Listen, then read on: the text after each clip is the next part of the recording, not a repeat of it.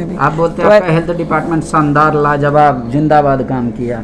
अभी लोग उठा रहे हैं कि भाई खून का प्रोसेसिंग के नाम पर 1050 रुपये ले रहे हैं। आप लोगों ने किया है। पैसा पैसा का बात करते हैं। राजस्व का कोई भी सरकार रहेगी, पैसा प्राथमिकता है, फैमिली के लिए भी या जिसके लिए भी। लेकिन सवाल ये उठता है कि जो आपके डीएमएफटी में 7,655 करोड़ या 65 करोड़ रुपए हैं, उसका 50% भी आप खर्च नहीं कर पा रहे। रोजगार का ही मुद्दे पर सरकार नहीं फिसल रही है। आपने अनुबंध कर्मियों को भी परमानेंट का वादा किया था, वो नहीं हो पा रहा है। आपने कहा था कि हम और वैकेंसी पोस्ट क्रिएट करेंगे, वो नहीं हो पा रहा। नमस्कार। आज चौकीदारों को लग रहा है कि अब उनकी फिर से एक बार नियुक्ति हो जाएगी। जिनके आवास पर वो लोग आए थे अपना धन्यवाद देने, वो हमारे साथ है दीपिका पांडे सिंह। जब आज आश्वासन समिति ने एक अनुशंसा कर दी राज्य सरकार को कि भाई इनको नियुक्ति दे देना चाहिए, अब आपको पूरा यकीन है सरकार पर? हाँ बिल्कुल, विधानसभा अध्यक्ष के द्वारा ये निर्देश किया गया है। समिति के अन्य सदस्यों से के साथ मेरे ध्यानाकर्षण लाने के करीब 1 साल के बाद, काफ़ी गहन चर्चा करने के बाद समिति के सदस्यों के साथ, विभाग के साथ यह आदेश विधानसभा अध्यक्ष जी के द्वारा दिया गया है और मुझे पूरा भरोसा है कि इन चौकीदारों को भी न्याय मिलेगा। कई विधानसभा की समितियों का अनुशंसा मैं देखता हूँ पड़ा रहता है फाइल। सरकार कहती है कोई कानून नहीं है जिसके लिए हम बाध्य हों मानने के लिए। देखिए, मैं संजोग से समान प्रयोजन की भी सदस्य हूँ, जिसकी अध्यक्षता आदरणीय सरयू राय जी करते हैं।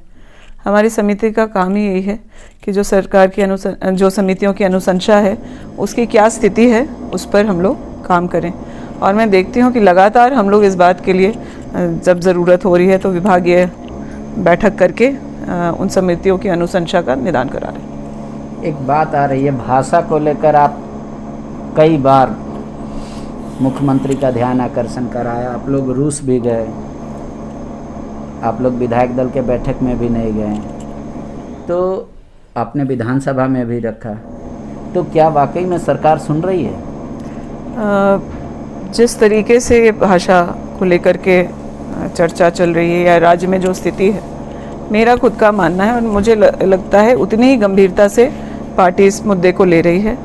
जो हमारे राज्य की द्वितीय राजभाषाएं हैं उन्हें इस सूची से अलग रखना कहीं से भी उचित नहीं लगता है और राज्य के व्यापक हित में, ताकि क्योंकि आज जिस तरीके से माहौल बनाया गया है उससे ऐसा लग रहा है जैसे ये भाषाएं बाहरी हैं, जिसको जो इस राज्य के हित में, क्योंकि भाषा के आधार पर हम लोग का राज्य बना नहीं और हर भाषा जिसको हम लोग जोड़ने को कह रहे हैं उन भाषा भाषियों का भी सहयोग झारखंड के निर्माण में रहा है।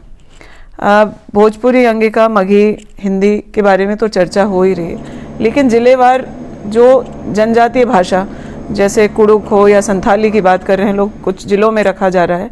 मेरा ये मानना है कि अगर संथाल का कोई व्यक्ति है और वो जाकर के लोहरदगा में बस गया है तो क्या उसे नौकरी करने का अधिकार नहीं है? क्या वो अगर संथाली में परीक्षा देना चाहता है लोहरदगा ज़िले में जाकर के, तो उसे वंचित रखना किसी भी तरह से उचित नहीं है।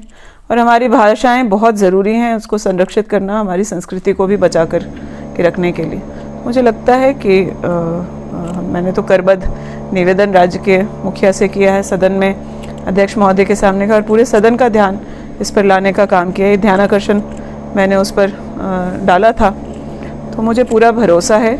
और पार्टी ने भी इस बात को बहुत गंभीरता के साथ, जब विधायक दल की मीटिंग में हम सभी थे, कांग्रेस के विधायक दल की मीटिंग में इस बात की चर्चा हुई है और हमारे विधायक दल के नेता आदरणीय श्री आलमगीर आलम जी और प्रदेश के अध्यक्ष राजेश ठाकुर जी ने मुख्यमंत्री जी से इस पर चर्चा भी की है। आप, ये मुद्दा कोई नया नहीं है, ये कोई बहुत बड़ा डिसीजन मेकिंग चीज़ नहीं है। आप लोग कॉमन मिनिमम प्रोग्राम भी नहीं बनाए। जैसे ही अगर सरकार को लगता कि ये वाकई में लैंग्वेज का प्रॉब्लम बड़ा प्रॉब्लम है तो इसको हल कर देती। अगर एक बार सुन लेना और सुनकर ना करना, ऐसा तो नहीं कह सकते कि अनसुना रह गया, फिर तो इच्छा पे सवाल उठेगी ना। अभी मान लीजिए सत्र चल रहा था, प्राथमिकताएं अन्य जो विधेयक आ रही थी वो होगा। मुझे लगता है कि आने वाले दिनों में इसका जल्द निदान हो जाना चाहिए। आप लोग ओबीसी का आरक्षण बोलते हैं, जेपीएससी का मुद्दा उठाते हैं, स्थानीय भाषाओं को जोड़ने की बात करते हैं। आप ही के एक विधायक सिर्फ एक लैंग्वेज को लेकर हल्ला करते हैं।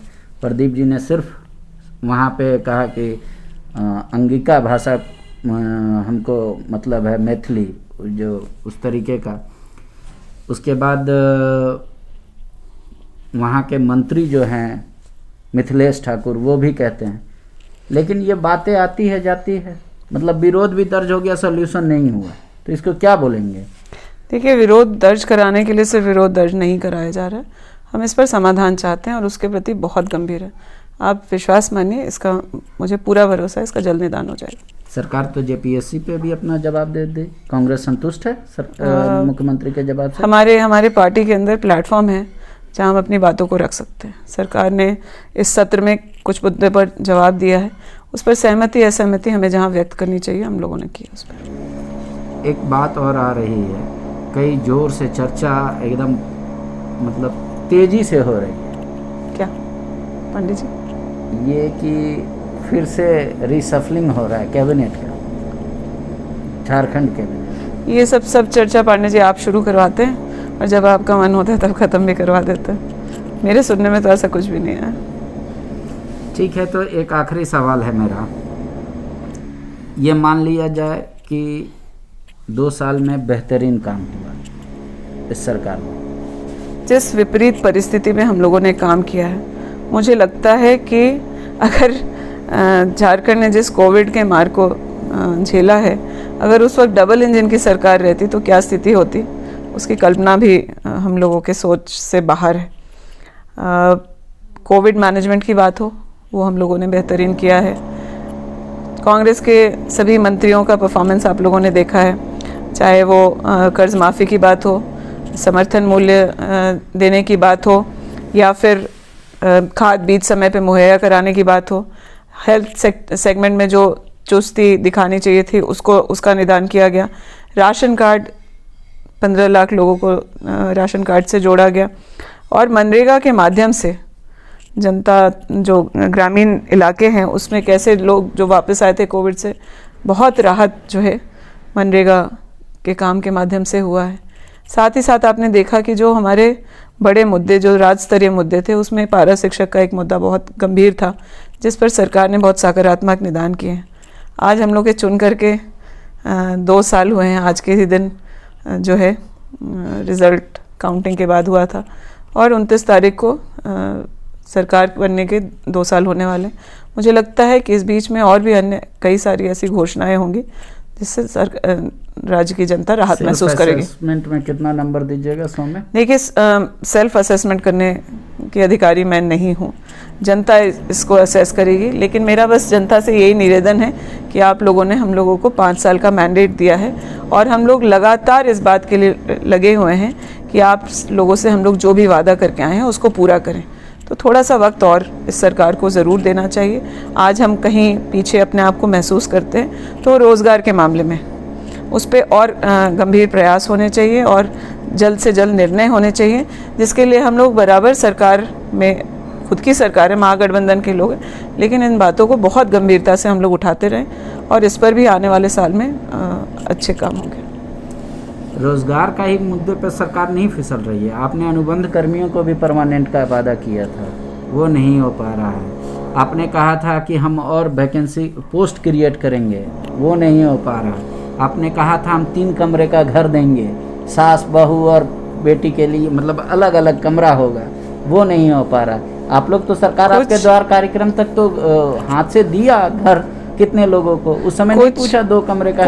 कुछ इंतज़ार कर लीजिए पांडे जी। मुझे लगता है कि जिन बातों पर आप कह रहे हैं, ज़्यादा रोज़गार सृजन की बात हो, चाहे आप शहरी इलाकों में, जो हमारे यहाँ नगर पंचायत ही है, 1000 से ऊपर आवास हम लोगों ने बनाने के लिए करके दिया इस कोविड जैसे विपरीत परिस्थिति में भी। आप बोलते हैं आपका हेल्थ डिपार्टमेंट शानदार, लाजवाब, जिंदाबाद काम किया। अभी लोग उठा रहे हैं कि भाई खून का प्रोसेसिंग के नाम पर 1050 रुपये ले रहे हैं, पिछली सरकार में मुफ्त था। तो सरकार कहाँ से रेवेन्यू जनरेट करना चाहती है, उसको कन्फ्यूज़न है। चाहे वो रेवेन्यू कहीं से भी आए, सरकार अगर रेवेन्यू लेना चाहती है तो हर चीज़ पे टैक्स लगाए। देखिए, जहाँ तक रेवेन्यू की बात है, अगर केंद्र सरकार ईमानदारी से हम लोगों का हिस्सा दे दे। जो जीएसटी का पैसा सरकार के पास बाकी है, या डीवीसी जिस तरीके से सरकार के हिस्से का पैसे में कटौती कर रही है, सरकार को चलाने के लिए राजस्व तो चाहिए। इस बात से ना हम इनकार कर सकते हैं, ना आप इनकार कर सकते हैं। और कहीं मान लीजिए 100 निर्णय हुए हों, कहीं एक कोई निर्णय सवाल के घेरे में है, तो उस पर भी सरकार या विभाग जो है सुधार करने के लिए ओपन है। ऐसा तो नहीं है कि वो अलोकतांत्रिक तरीके से किसी चीज़ को थोपा जा रहा है। तो कहीं अगर कुछ चूक हुई है तो उसमें भी सुधार लोगों ने किया है। पैसा का बात करते हैं राजस्व का। कोई भी सरकार रहेगी, पैसा प्राथमिकता है, फैमिली के लिए भी या जिसके लिए भी। लेकिन सवाल ये उठता है कि जो आपके डीएमएफटी में 7,655 करोड़ या 65 करोड़ रुपए हैं, उसका 50% भी आप खर्च नहीं कर पाए, तो इसका मतलब क्या है? सिर्फ पैसा रखने के लिए सरकार को चाहिए या जनता के विकास के लिए? नहीं, बिल्कुल नहीं। हम लोग जब शुरुआती दौर में चुन करके आए थे तो डीएमएफटी के माध्यम से कई सारी योजनाओं के जिसके हम लोगों ने अनुशंसा की थी वो प्रक्रिया में आ गई थी। लेकिन कोविड को देखते हुए और राज्य सरकार के खजाने की जो हालत थी उसको देखते हुए, किसी विपरीत परिस्थिति के लिए आपके हमारे परिवार में क्या होता है, अगर आज अचानक कोई बीमार पड़ जाता है तो हमारे पास जो रिसोर्सेज हैं उसको हम लोग रिजर्व रखते हैं कि पता नहीं अचानक क्या ज़रूरत पड़ जाएगी। लेकिन अब डीएमएफटी से काम हो रहे हैं। मुझे लगता है पिछले 6 महीने से जो है वो काम शुरू है, उसमें तेजी। विधायक और अधिकारियों के बीच झगड़ा है। डीसी बोलते हैं हम खर्चा करेंगे, विधायक बोलते हैं हम खर्चा करेंगे डीएमएफटी फंड को लेकर। ऐसा बिल्कुल नहीं है। जो प्रक्रिया डीएमएफटी कोई विधायक निधि का पैसा तो है नहीं कि हम कुछ भी अनुशंसा कर दें। लेकिन जो बता रहे हैं उसमें खर्चा होना चाहिए। ये सामंजस्य से होना चाहिए और इसकी बैठक होती है, शासी निकाय की जो है वो बैठक होती है तरीके से, और जो जिले के हित में और जो प्रभावित क्षेत्रों में जो काम होने चाहिए हम लोगों ने भी अनुशंसा किया है। हमारे यहाँ मेगामा जो रेफरल हॉस्पिटल है उसकी बिल्डिंग बहुत ही जर्जर है, हमने प्रस्ताव और अनुशंसा की है। मुझे लगता है कि जो ज़रूरी काम है उसके लिए डीएमएफटी के माध्यम से होगा। कि डीएमएफटी फंड में सत्ता में जो पार्टियां हैं और उनके विधायक हैं उस क्षेत्रों में काम हो रहा है, और जहां विपक्ष के विधायक हैं वहां काम नहीं हो रहा है। मनीष जायसवाल डीएमएफटी के बैठक से बाहर निकलकर आ गए थे गुस्से से। यह आरोप आपको भी लगता है सही है? नहीं, मुझे तो नहीं लगता। गोड्डा जिला में पक्ष और विपक्ष के दोनों लोग के विधायक हैं, मैंने तो इस तरह की शिकायत उनसे नहीं सुनी। शुक्रिया। मैडम को कह रही हैं कि सरकार को थोड़ा वक्त दीजिए, 5 साल के लिए चुना गया है। हाँ, सरकार हर काम बहुत ही बेहतर कर रही है। नियुक्ति के मामले में थोड़ा हम पिछड़ जरूर गए हैं, लेकिन उसके लिए कोरोना को भी जिम्मेदार मानना चाहिए। और कह रहे थोड़ा वक्त दीजिए, नियुक्ति भी मिलेगी और सरकार अपना एक वादा पूरा करेगी। शुक्रिया। TheFollowUp.in Like, share and subscribe. www.thefollowup.in